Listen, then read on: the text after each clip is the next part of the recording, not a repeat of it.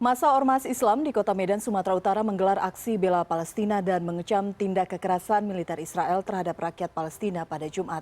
Sebagai bentuk kemarahan, massa juga menginjak-injak replika bendera Israel.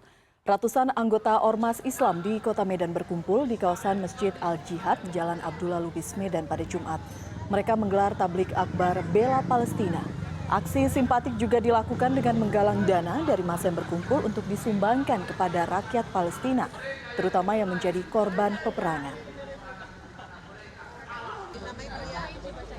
Solidaritas kita dari umat muslim yang berada di Kota Medan sebagai bentuk ketidaksukaan kami terhadap Israel, dan inilah bentuk kepedulian kami terhadap saudara kami yang berada di Palestina.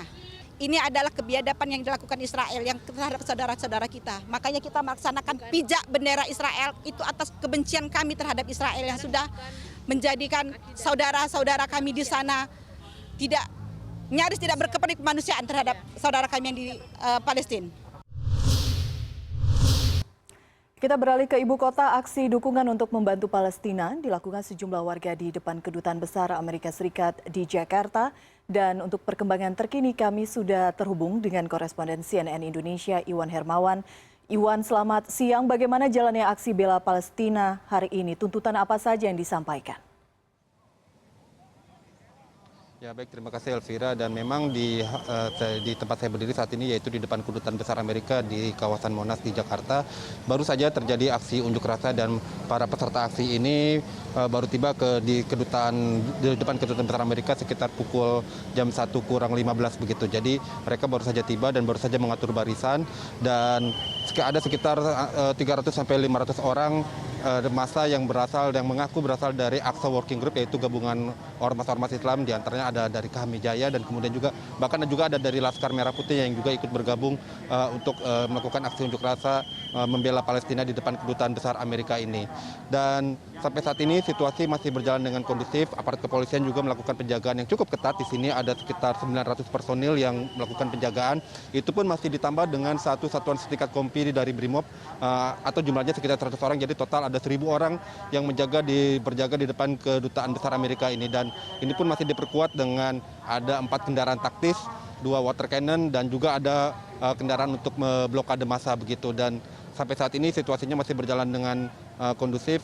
Apalagi tadi juga dari pihak kepolisian mengimbau untuk para pengunjuk rasa mematuhi protokol kesehatan, dan seperti Anda bisa lihat di belakang saya, beberapa dari peserta aksi memang berupaya melakukan jaga jarak begitu, karena memang selain dihimbau dari aparat kepolisian, dan mereka juga harus menyadari bahwa agar aksi yang mereka lakukan sebenarnya diizinkan oleh pihak kepolisian, akan tetapi dengan syarat harus melakukan protokol kesehatan yang ketat begitu. Jadi selain menggunakan masker, mereka juga harus diupayakan untuk menjaga jarak, dan kepolisian mengakomodir tuntutan aksi ini di depan Kedutaan Amerika, dan mereka tidak melakukan aksi untuk pembubaran begitu, karena memang sampai sejauh ini aksinya masih berjalan dengan cukup baik begitu.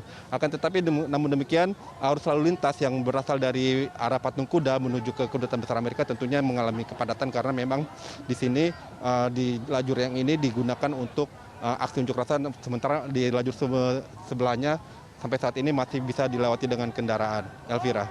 Iwan, seberapa besar potensi pertambahan masyarakat warga yang turut dalam aksi siang hari ini, dan apakah ada skenario tertentu yang disiapkan pihak kepolisian? Tadi Anda mengatakan sejauh ini memang aktivitas lalu lintas masih relatif cukup lancar begitu, hanya terganggu sedikit. Tapi apakah ada opsi lainnya jika nanti eskalasi massa lebih banyak berada di lokasi?